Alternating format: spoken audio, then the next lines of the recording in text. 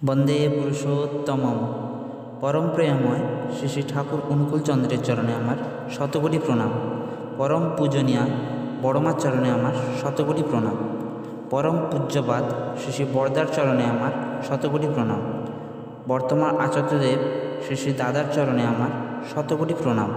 সকল গুরুভাই ও ভক্তিমতী মায়েদের আনন্দিত জয়গুরু জানিয়ে আজকে আমি পরম প্রেমময় শ্রী শ্রী ঠাকুর অনুকূলচন্দ্রের শ্রীহস্ত লিখিত গ্রন্থ সত্যানুসরণ থেকে পাঠ করছি।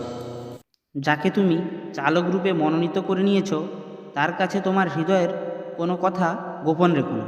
গোপন করলে তাকে অবিশ্বাস করা হবে, আর অবিশ্বাসেই অধঃপতন। চালক অন্তর্যামী যদি ঠিক ঠিক বিশ্বাস হয়, তবে তুমি কুকার্য করতেই পারবে না। আর যদি করেই ফেলো, তবে নিশ্চয়ই স্বীকার করবে।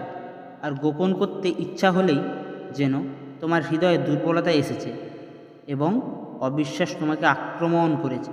সাবধান হও, নতুবা অনেক দূর গড়াবে।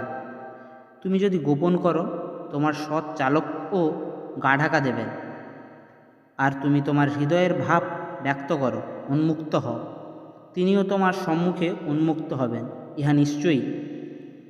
গোপন অভিপ্রায়ে চালককে অন্তর্যামী সবই জানতে পারছ বলে চালাকি করলে নিজেই পতিত হবে, দুর্দশায় ঘিরে ধরবে। হৃদয় বিনিময় ভালোবাসার একটি লক্ষণ। আর তুমি যদি সেই হৃদয় গোপন করো, তবে এ নিশ্চয়ই যে তুমি স্বার্থভাবাপন্ন, তাকে কেবল কথাই ভালোবাসো।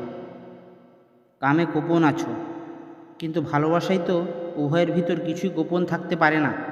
সৎ চালক পাতলা অহংযুক্ত, তিনি নিজে তার ক্ষমতা কিছুতেই তোমার নিকট জাহির করবেন না, এবং সেই জন্যে তোমার ভাবানুযায়ী তোমাকে অনুসরণ করবেন।